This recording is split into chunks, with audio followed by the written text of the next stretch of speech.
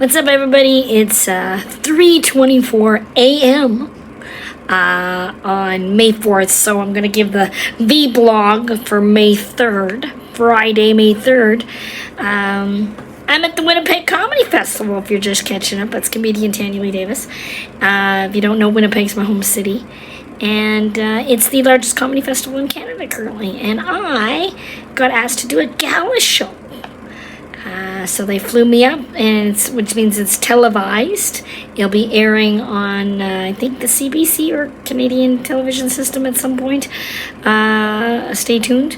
Anyway, so let me tell you about my day before we get to that point. I'm going to take my makeup off as we're talking here because it's 3:30 in the morning. I'm exhausted. Here's my makeup's pretty much come off since the taping.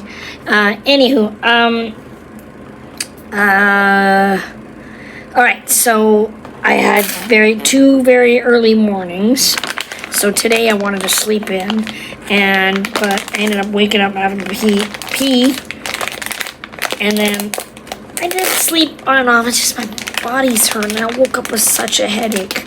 So here's my problem. Obviously I've always been short. People kneel down to talk to me, and I don't mind. I feel bad for people's knees and stuff like that. So what I've always done when I'm in social situations is get up under the arm of my scooter so I'm more eye to eye with people so they didn't feel they need to crouch down and I don't have to strain myself. Well, right now with my shoulder being so bad, I can't get up on the side of my scooter, so I'm having to sit there and tilt up, and it's killing my neck. So today, after yesterday's socializing, I woke up with such a tension headache. And I was like, oh man, I'm doing TV. I gotta be on the ball today, right? And I kind of just tried to take it easy. I worked on, doing the editing of my other videos, and the Wi-Fi is pretty terrible that it took forever to load, and anywho, so I did that, and then I went and had a shower, and got ready. So I showered. I didn't do my makeup because, got hair and makeup people doing it, and I love to do my own makeup, and I much prefer the way I do my makeup, but sometimes for TV they don't want it to look too clumpy. So anyway, my head was pounding. I was like, whatever, I'm not going to do my own makeup. So I like I said, I can't. The biggest thing about this. Oh, I've got eyelashes. Oh, ooh, I'm pulling my eyelashes off. I don't even know if they've already fallen off. The problem with this hotel, another problem with this hotel, is the fact that the door handles are super heavy on the door, and I can't get out with my bad shoulder. So I have to call downstairs to my buddy Ron, who's the head of transportation for the festival. We've got a system now. I'm like, hey Ron, can you come let me out of my room? And so he comes up on my floor and then knocks on the door, and I hit the latch and he pushes the door. So I decided, because it's the Burton Cummings Theater is not too far from where I'm at, but you gotta, that Portage in Maine, if you want to try and cross there, you got to go underground, and I did not want to go underground. But I mapped it and realized I could go a different way. I ended up getting a ride to my rehearsal. That's what it was. I got a ride from the festival people because it was raining. There we go. Sorry, it's late. So I got a ride in the van over to the Burton Cummings Theater, and they were ready for me at the back. And the problem is it's an old theater. Right, it's an old theater, and all the dressing rooms are downstairs, and I'm not used to having this much makeup on. Obviously, stairs are not an option for me right now, so they made like a little dressing room changing area for me on one of the sides of the stage. It was all cordoned off, and so I didn't wear my clothes for my dress rehearsal because they just said bring it a couple of changes of clothing. So then I had to put on what I was going to wear, and then we go through and they check to see what it looks like on camera, and I told them I wasn't going to wear my glasses, and so we kind of run through with my step stool and the microphone. I decided it was probably best if I walk up with my cane, because I'm falling apart. So as much as I know it makes me look old, I'm like, oh well, right? I'm old. I just gotta do what I gotta do. And so we did the dress rehearsal, the run through. Sorry, late night snack. So yeah, then they're like, do you want something to eat? They've got a cafeteria downstairs, or they had it catered. Well, once again, I can't get downstairs. So all the other comics and everybody are hanging out, doing their thing downstairs, and I can't get down there. But there was a couple of people that ended up coming and just sitting with me, which was nice. And so I ate my meal, and then I headed off to the Giant Tiger, which is like a big store. Well, like pretty much looked like anything you can, get like a tire pressure or tire gauge and a pair of flip-flops. It's one of those kind of places. So I went in there and I got some carrot muffins, and I got some corn nuts and some yogurt raisins. Just to have snacks in my room. So then I came back and my head was still pounding. Came back to the hotel and just relaxed. And, just got kind of prepared. And, I went on TikTok. And then I called Ron to come get me. And I decided to scoot over. And my call time was 8 o'clock. My show was at 9:15. So I got to the theater and they were filming another gala show. So I got to watch the end of that, which was really cool. I got to see my buddy Kathleen McGee. She's one of the people I really wanted to see. Kathleen McGee has stage 4 colon cancer. And this will probably be our last festival, and they're doing a big roast of her tomorrow. And she, and her whole set was talking about having cancer and dying, and the audience was like very uncomfortable. But that's the great thing about comedy, she's had to come to terms with it, and using comedy to deal with this kind of stuff is the only way to cope. When you have adversity and struggles, you have to find the humor in whatever situation life deals you. And she's young, but she's got a wicked sense of humor. And I forgot, holy Christ, she's an Amazon. And she was wearing heels. Because I walked in and I was like, holy shit, girl, I haven't seen her in a while. And I was like, damn, you Amazonian goddess, you. Anyway, I was asked if I wanted to do the roast show with her tomorrow, and I was like, first of all, that's not my style. I'm not a roast. It's an art form, like Jeffrey Ross is one of the best, insult comics, roasting people. Just not my thing. And, plus, emotionally, I'm like, nah. Anyway, so I got to see her perform, which was lovely. And then I had my own little dressing room in an office this time, and I changed, and the hair person came and kind of sprayed my curls down, got them pointing in the right direction, and then the makeup lady came and she gave me some lashes and stuff. And I was I Maestro Fresh West, is that me? Maestro. He was the host of my Back in the Day gala. So it was people talking about the way things used to be back in my day. That kind of shit. So Maestro went out, and then they had 3 acts, and he kind of did a little middle section and then 3 acts. And I was second last. And a guy that I met last night, DK, he was in the first section. And it was great because we chatted last night, so it was nice to see. He had heard about me through another comedian named Don Perret, who I guess was saying lovely things about me. So DK came over and said, oh, we took a picture. And so anyway, it was nice to see him. And he was in the first section. And so, yeah, I mean, the funny part was, like, you do a dress rehearsal, right? And we have walkout music, right? You get your introduction, and then they put music, right? Well, we're coming in from the back of the stage, right? So the walkout music is timed for people with a general stride, right?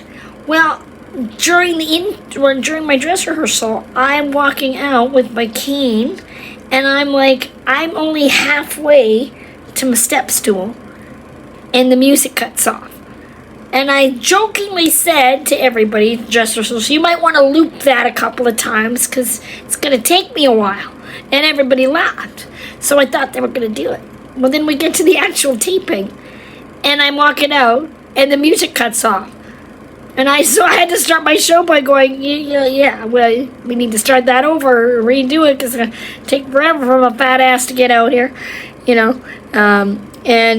I did a couple new bits right off the bat, like new bits, which you normally don't do with television. You got to get everything screened, but they were just like opening lines. I'm not gonna tell you what they are, because, yeah, right? So, yeah, I knew what I had to do. I haven't had a lot of opportunities with TV lately, and the minimal TV clips that I do have done very well. And so I wrote this set, so you have to get everything approved weeks in advance or before you even get picked.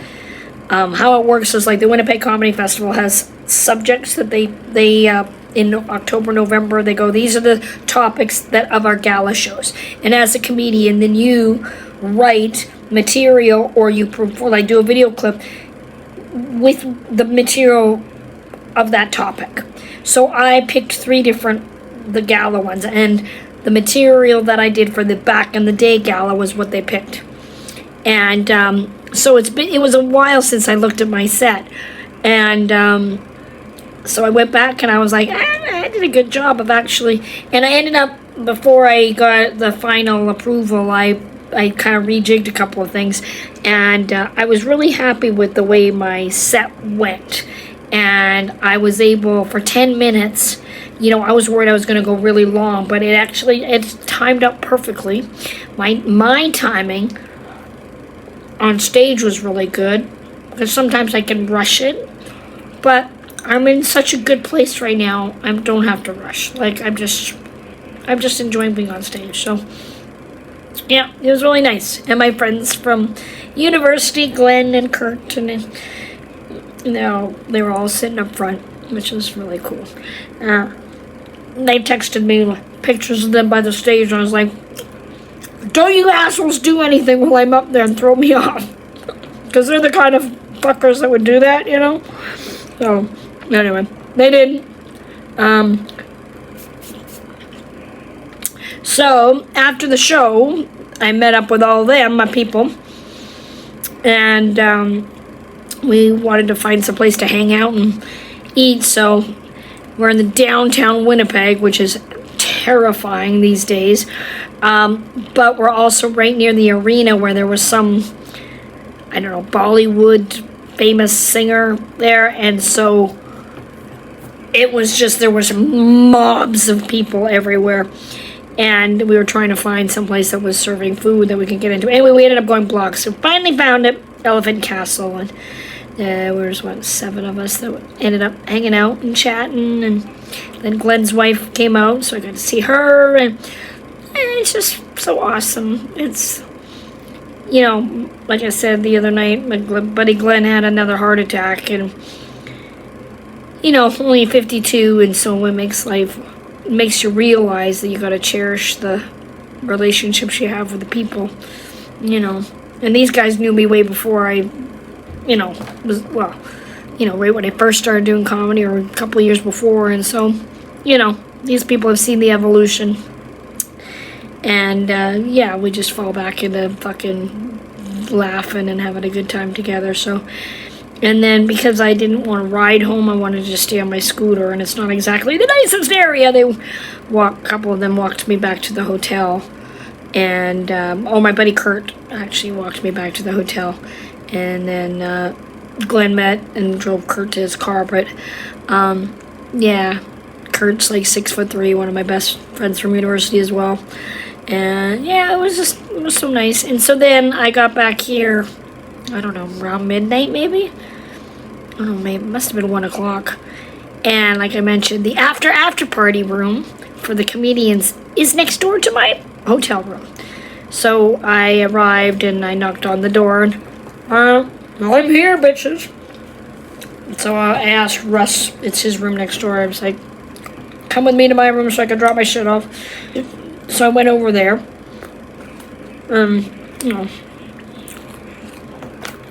It was crazy, but then I got to talk with DK, the guy that was on my Gala show, who I spoke to last night. So he got to watch my set, and he was like, wow, that was a masterclass. So anyway, him and I really got to talk about comedy and life and stuff like that, so it was pretty cool. And the thing is, in these social settings, I'm better one-on-one or with a small group of people. I'd rather engage instead of, being with my hearing and trying to focus on conversations. I'd rather keep it, So him and I were talking about that. Much more meaningful conversations, because you can be out in these social events and a lot of people are doing a lot of talking, but they're not saying anything. So, as you get older, you don't have time for that kind of crap. Anyway, so now I'm back in my room eating a carrot muffin. And I'm going to go to bed. So, that's it, everybody. I'm trying to remember if there was anything else. I always forget about things, but... Oh, yesterday at the after party, I forgot to mention I got to see Val. Val was my opening act when I did Joker's Comedy Club in outside of Toronto, Richmond Hill. And Val is trans, and Val is absolutely stunning.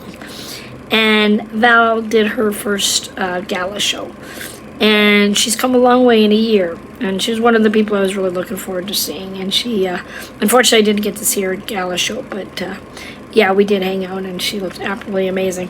Anyway, so getting to catch up with older friends and making some new ones. So, yeah, and tomorrow's my sold-out show. I sold out my show at Rumors. That's cool. I can't even get tickets for my family. Yeah, I thought they bought tickets in advance. They didn't. And so I tried to get comps, and they're like, we're actually oversold, so we can put them on the list. So anyway, we'll see. My high school friends are all coming, so that'll be fun. I gotta have my other group. So anyway, all right, everybody. I hope you're enjoying these vlogs. Me just rambling to myself, it seems like. But anyway, have a great night, everybody, and don't forget, follow your heart, follow your dreams, live your best life. Good night.